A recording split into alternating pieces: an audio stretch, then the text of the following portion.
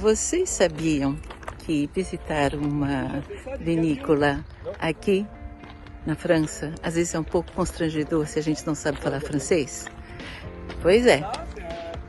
Eu estou aqui em uma e vou ensinar algumas frases para vocês.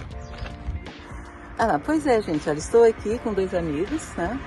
Meu amigo que vocês viram ontem, né? E a pessoa que vai fazer a gente visitar a vinícola dele. Então, Edouard. Donc Edouard, vigneron, et là on est sur le site de mon futur chai.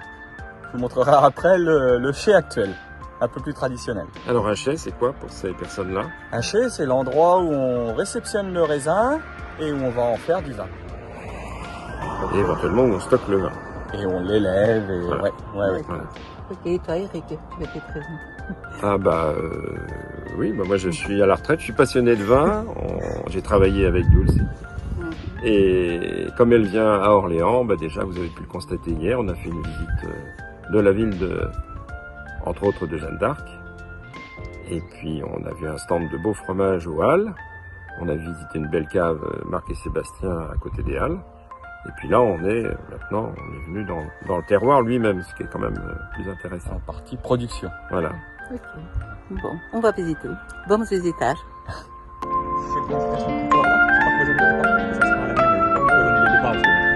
rend compte aussi à la délimitation, la place, voilà. Donc on a une première rangée de cuves qui va être là. Enfin, plutôt trois cuves. Posées sous cette mètre. Et en fait,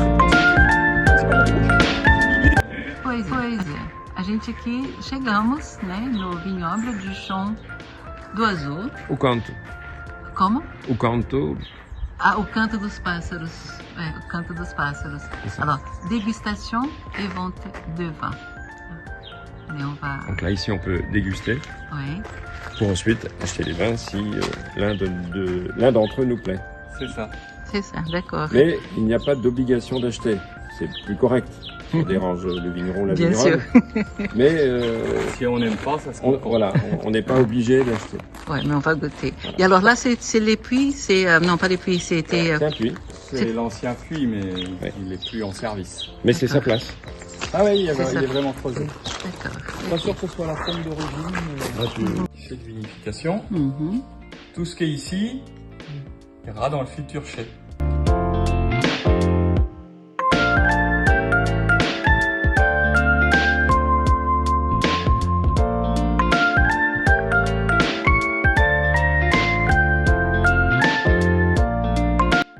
Aujourd'hui, il n'est pas dans le chai parce qu'on n'est pas en période de vendange. Mais pour vous imaginer, donc c'est une cuve comme ça, 8500 litres, à l'horizontale, moitié moins grosse en diamètre, 3000 litres il fait, compressoire. À l'intérieur, on a une membrane qui se gonfle sur la moitié d'une paroi, qui vient écraser le raisin sur l'autre demi-paroi, qui elle est perforée et qui laisse passer le jus. Et ensuite le jus, je le récupère avec la pompe pour l'envoyer dans une cuve. Tout ça, c'est les vins que je produis ici, avec les raisins issus de mes vignes. Donc je produis principalement les 2 AOC locales qui sont faites avec les cépages traditionnels historiques. Excuse-moi, AOC. Donc AOC, c'est une catégorie de vin en France. Ça veut dire appellation d'origine contrôlée.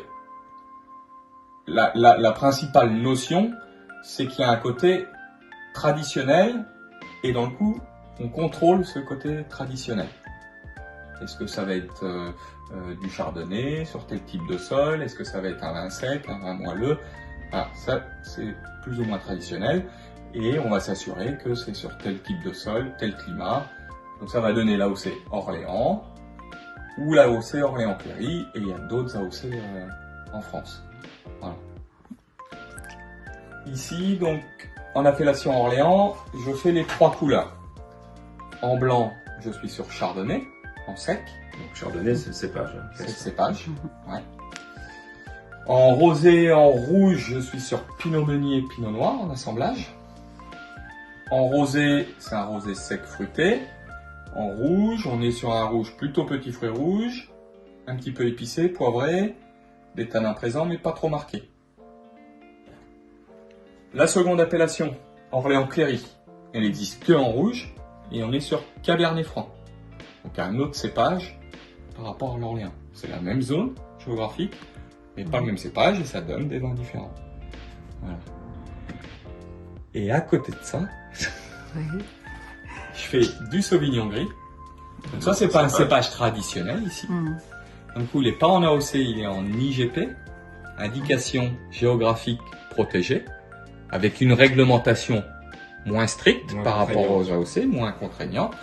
Et dans le coup, je peux le faire en blanc demi-sec ou moelleux, si je veux, suivant le millésime. Donc demi-sec ou moelleux, c'est toujours un peu sucré, ou plus ou moins sucré. Et je pourrais le faire en sec aussi, mais Voilà. c'est pas mon choix. Alors que l'Orléans blanc dont il parlait à base de chardonnay, il est sec. Pas sucré. Et c'est toujours le cas, j'ai pas le droit de faire de l'Orléans blanc, demi-sec ou moelleux. Interdit. Parce que c'est pas traditionnel.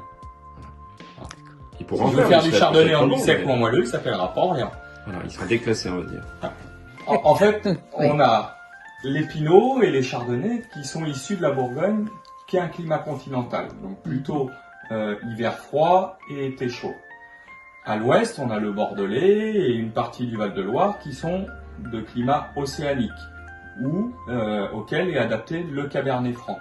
Et nous, Orléans, en fait, on est au milieu de ces deux climats-là. On a un climat continental à influence océanique, avec une pluviométrie qui vient de l'océan.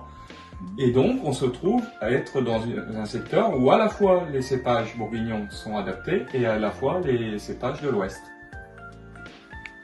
Gente, vocês não precisam saber falar tudo isso e nem entender tudo que eles estão falando, mas o que vocês devem saber é como perguntar como pedir para degustar um vinho.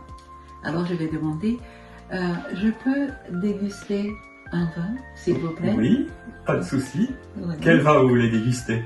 Oh, tous, non pas tous. Non, je voudrais déguster, je sais pas, un blanc. Qu'est-ce que vous aimez? Un blanc? Un blanc, oui, un blanc. Ok. Viram, gente, je voudrais déguster un vin Blanc. blanc. Merci. Ok. Et si vous voulez voir une partie de la cave de stockage,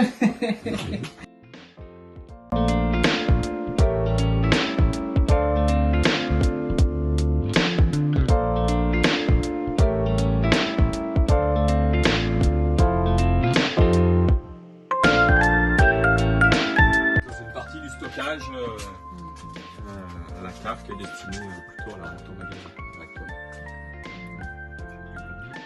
J'ai toute ma gamme ici.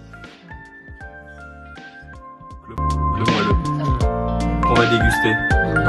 Então, gente, olha, o Eduardo ele está abrindo, né, o vinho para eu experimentar. Né? Il est en train d'ouvrir la bouteille. Il a senti les bouchons. Pour voir s'il n'y avait pas de mauvaise odeur. Et a priori, c'est bon. Pas de goût de bouchon, pas d'odeur de bouchon. Oui. Ok, c'est impeccable. Toi aussi? Mhm. Je vais vous accompagner. Ah bah, avec plaisir. Alors, on regarde la couleur Mhm.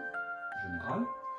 Moi, j'y attache peu d'importance, mais ce qu'on peut dire, c'est qu'il est plutôt jaune, brillant, pas beaucoup de lumière ici, mais il est plutôt jaune. Regardez à la lumière naturelle. A luz natural. Hein? Mhm. Après, au nez, faut sentir. Ça sent bon, Mhm. c'est déjà bien. Et qu'est-ce que ça sent? Très bonne question. Oh, au premier nez, je suis un peu sur madeleine, pâtisserie. Mhm. Et après, en aérant, je suis un peu plus sur du fruit. Fruits secs. Non, moi je suis sur fruits exotiques, litchi, Mhm. au nez. Voilà. Puis après en bouche. En bouche.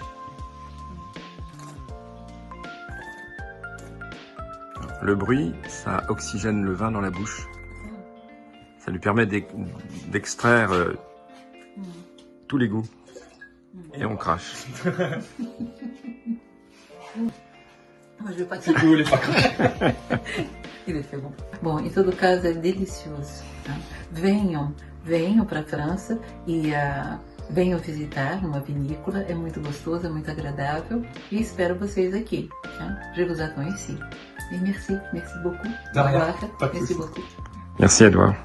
Estou indo agora embora, agradecendo. Vou agradecer o Eduardo e o Eric. Né? Merci beaucoup, Eduardo. Merci. Merci beaucoup, Eric. Et à bientôt. Et à la prochaine.